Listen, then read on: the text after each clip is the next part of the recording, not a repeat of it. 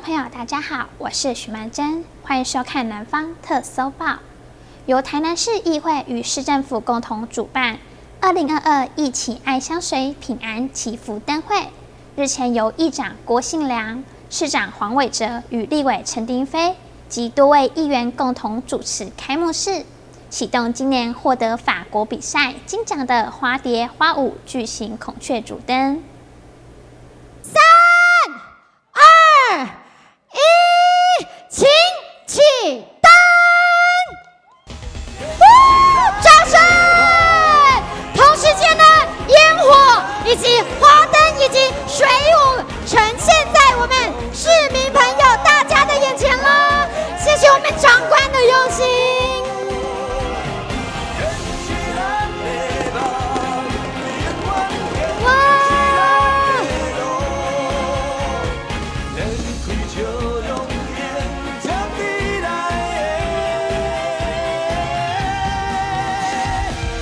在议长郭信良与市长黄伟哲、立委陈丁飞以及多位议员共同启动下，2022一起爱相随平安祈福灯会日前正式启动。大型的孔雀花灯缓缓转动，璀璨的富余随之展开。这是今年得到法国 NDA 国际大奖比赛的金奖花蝶花舞的主灯。目前正在台南市议会广场展出。今天非常高兴我们一起爱相随，我们平安点灯系列活动这个是议会发想，然后我们一起来共同分享给所有的市民朋友们的一个非常好的活动从郭议长担任议长以来那这个点灯就开始，我觉得其实是非常好的尤其可以让很多市民朋友多来市政园区走一走，多来议会走一走看到这么漂亮的花灯，看到这么漂亮的装置艺术都是很好的那台南本来就是文化之都，也是文化古城，很多好的这个艺术产品、艺术品或是装置艺术，都值得我们来走走逛逛。大家最近呢，只要经过台南市议会，就一定今仔日一个这么大的主灯来吸引到。这座的主灯呢，来头不小，不但是今年伫咱高雄、台湾定位得到呢法国公开奖 NDA 设计大奖的金奖。过去台湾参加所有大奖，从来唔捌得过奖，今年咱得过奖。而且这届呢，这个作品的人是咱台南人黄老师所设计，真正不简单。议长表示，这座高11公尺的花灯是台南在地灯艺师黄文全花了1个多月时间设计制造。除了之前在台湾灯会展出过，目前只有在台南市议会才看得到。欢迎市民朋友及全国乡亲一起来台南市议会赏灯。记者台南综合报道。高雄市田寮区第一间日照中心盛大揭牌，市府积极争取卫福部补助，建置长照资源，将原本空间改造成日照中心，就近提供在地长老妥善的照顾服务。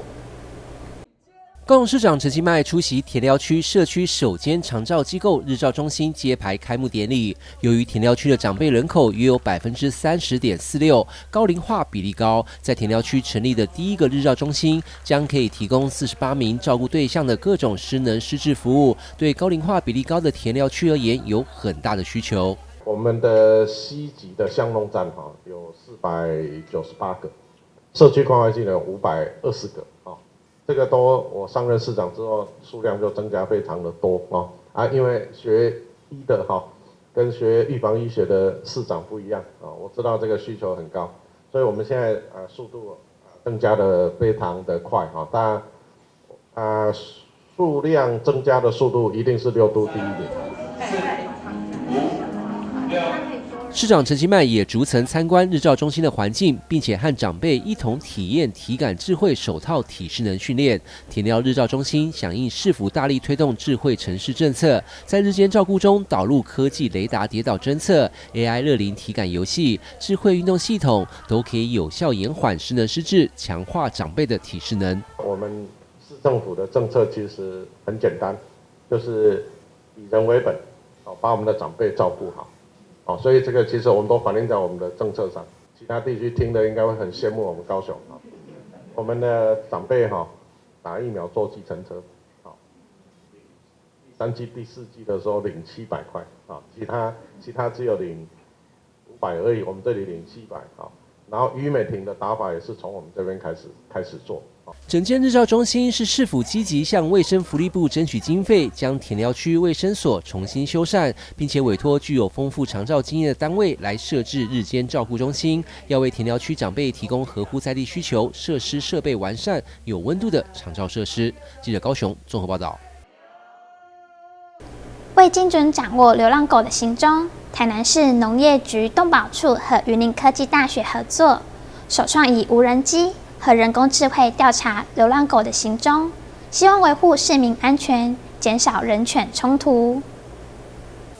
为七股学甲和下营沿海就是台南市重点管制游荡犬区域，动保处平日就会派员到场勘查，出动诱捕笼、麻醉枪等制式工具，将会追车咬人的狗先捕捉起来。不过狗的警觉性很高，加上沿海面积辽阔，不易追踪，所以农业局率先和云林科技大学合作，用无人机在空中清清楚楚就可以精准来掌控游荡犬的状况。现场在找人的时候，其实是找狗的时候，其实很不好找，而且会被这种草丛当中淹没。对。所以其实而且平面看的时候，视觉没有像空中看的视觉那么好。所以才拜托我们说，我们系上的那个先锋老师来帮忙，就是说透过 AI 的结合，它可以，因为我们其实人在外面找还是会不容易找得到。对。那如果 AI 可以很快帮我们把狗标注出来的话，那我们搜救时间会很快。再加上捕狗的时候，它其实有时候麻醉的时间还没有发挥之前，它可能会跌落。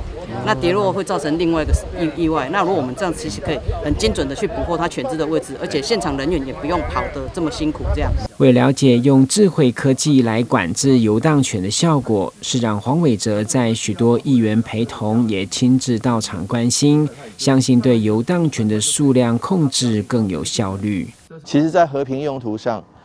无人机从过去的我们的登革热防治在查这些屋顶的积水容器，到现在我们对于活动的这种游荡犬的一个查也是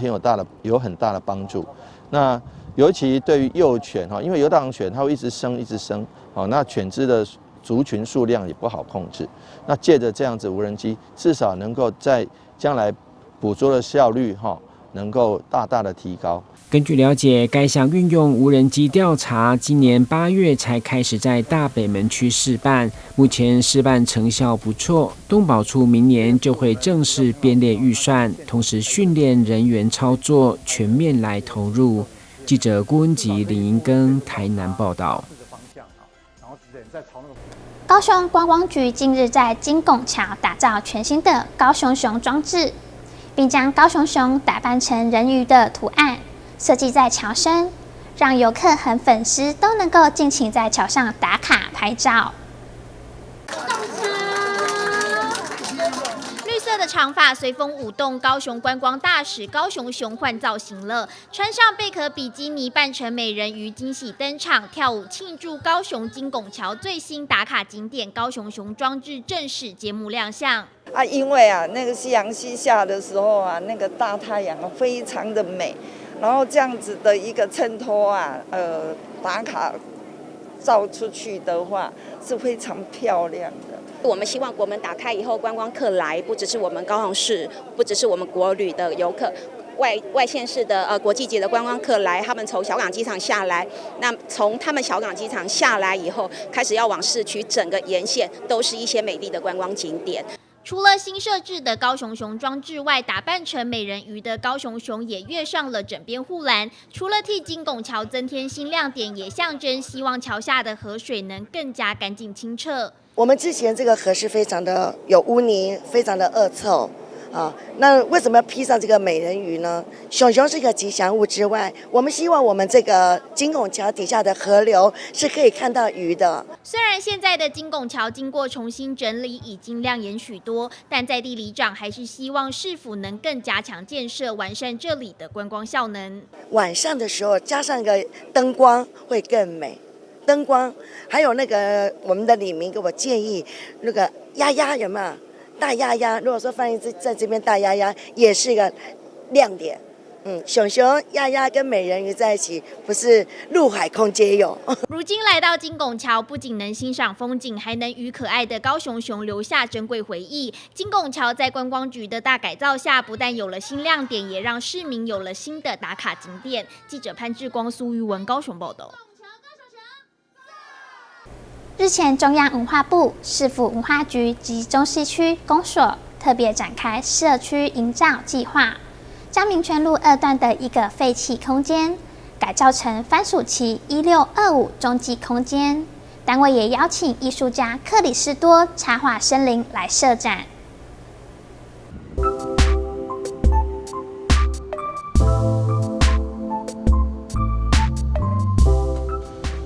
在民权路2段的小巷内，有社造单位将这个原本已经荒废的空间改造成为番薯期1625中继空间，而且到了晚上还会加上灯光效果，让这里充满着奇幻浪漫的氛围。同时，为了吸引更多民众亲近这里，负责社造的单位更邀请艺术家进驻，而这次的展览就请到了作品深具疗愈效果的克里斯多插画生灵来设展。采访这天，甚至还有他的粉丝趁着来台南出差的机会，特别赶过来朝圣。因为我原本就有在追踪这个画家，然后刚好有看到 FB 到 PO 那个活动，对，然后想说，刚好今天时间上可以，然后就刚好站在他展出的时间，然后我想说，我就刚好可以在这附近呢，也是过来看一下这样子。实际走了一趟，感觉？我觉得因为比较可惜的是，我以为可以上去，然后不然我觉得而且刚好我来的时间点很恰当的是刚好灯光开了，然后所以我觉得非常美好。对。那他的画的特色大概是怎样？因为他是因为他的画是比较疗愈，我不会，因为其实我本身不是画画的人，但是只是说，因为其实他克里斯画家他那个本身的画就感觉让人家很疗愈这样子，所以其实我也不知道追踪他多久，但是真的还蛮多年的。对，我记得我小朋友很小的时候，到现在已经跟我一样大，对，所以已经很多年了。番薯期1625中继空间，那我们是用艺术来再现我们的整个环境。那我们希望透过很多的艺术工作者，然后让他们用不一定是肢体的，或者是声音，或者是像绘画的方式，来呈现他们对土地的喜爱。那我们定时都会邀请很多从国际的，或是台北，或是各个其他城市过来的朋友，那一起参与我们这个活动。那我们这次邀请到的是一个网络上非常红的一个插画家，叫克里斯多插画森林的克里斯多。那他来我这边驻村了1个多月，然后他为了这个城市画了非常多他的幻想，所以欢迎他的粉丝或者是喜欢看到幻想画作的人，好来我们这边看一下，参与这个活动。番薯期1625特别以工程鹰架作为设计概念，因为除了可以配合不同风格的艺术家，场景随时能做调整以外，同时也能透过艺术邀请更多市民大众一起讨论都市计划发展与历史古迹存续的议题。番薯期1625中继空间它有一个非常特别的一个身份，它是在都市计划就是未明朗之前的一个计划道路上面。那这样的一个计划道路穿越一个城市里面，其实在台南是非常难以做决定的哈，就是道路到底是要留着好，还是要留着古迹。那我们这个中继空间其实就是希望能够谈论艺术来谈论这个话题，那更多的民众一起参与，然后大家给予意见。这个地方是否是需要存续？好，那这个应该是由我们市民自己来做决定的。好，那所以说这样子的鹰架正好就符合我们第一个我们讲这个弹性，然后一个中继，因为随时有可能市政府做了一个决定，我们就会撤还。那第二个事情是说，这个鹰架它可以随着不同的表演艺术工作者去重新调整这个舞台的架构，这样子。克里斯多插画森林在番薯期1625的展览将展到10月底为止，喜爱这位艺术家的朋友，千万不要错过这难得的机会。另外，展览结束后，策展单位也会将现场这些伞送给周围的邻里朋友，让艺术生活不只局限在这个基地中。记者张穗维，台南报道。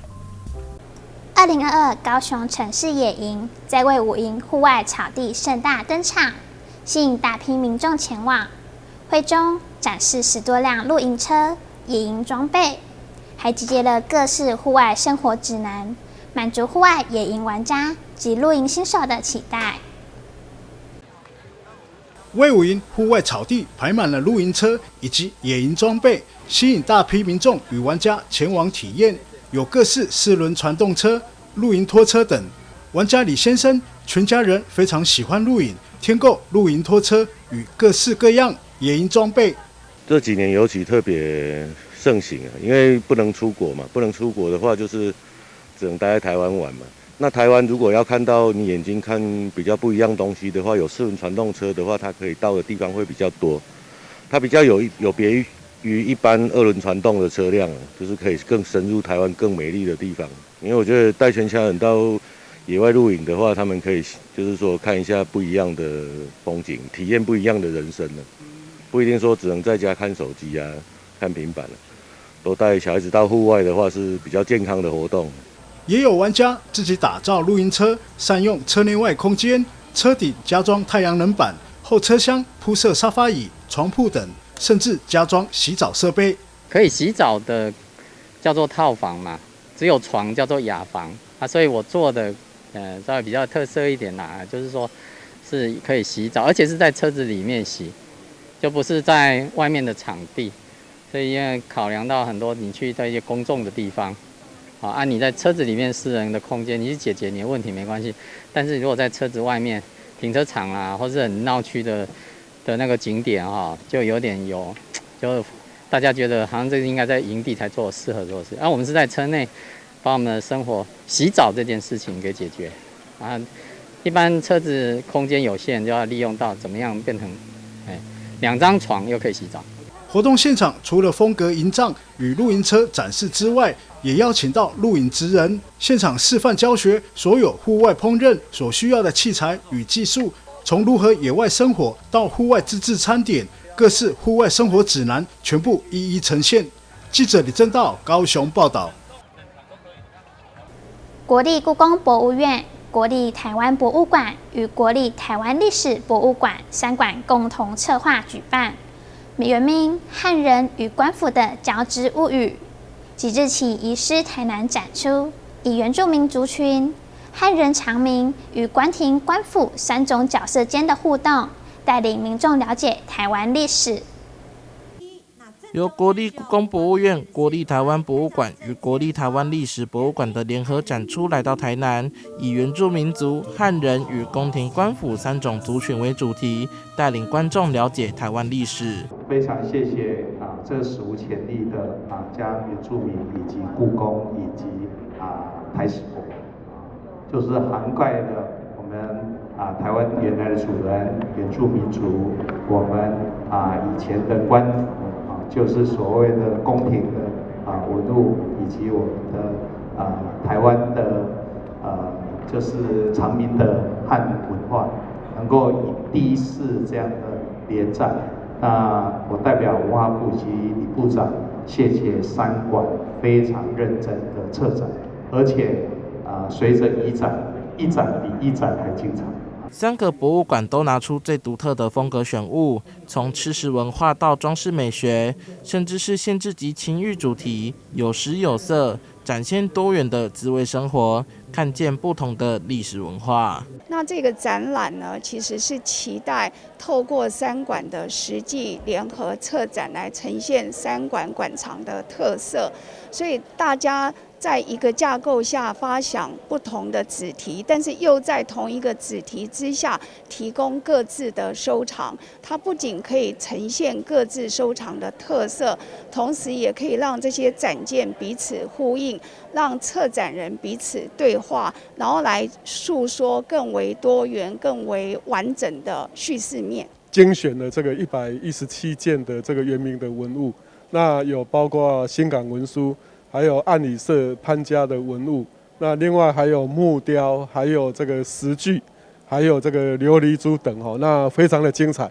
这次的展览由美国城市艺术家透过科技技术，将各个博物馆提供的2300张作品图像打造成多媒体艺术作品。在展览会场当中，可以看到各种风格的作品，产生特殊的交叠流变，形成一番新的景观，并且加入2大主题，有礼物政治以及酒器主题，让展览内容更加丰富。从今天开始会跟南台湾的观众们见面。那我们除了延续在台北展览的这些精华之外，那我们增加了2个展览，第一个是把酒言欢的这个展题，另外一个是礼物政治这个展题。那透过这个饮酒这样一个仪式性的活动，还有这个礼物的这个很重要的这种交换的这种行为，那在不同的文化脉络当中，在宫廷、在汉人的常民生活，以及在原住民的这个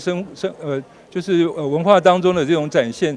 透过展览，以原住民、汉人、官府3个不同的角度，展现出台湾的多元文化。丰富的物质文化结合当代多媒体展演，非常精彩。展览从今天开始展出到明年的4月5号。欢迎有兴趣的民众前往台湾历史博物馆展示教育大楼4楼第1特展室参观。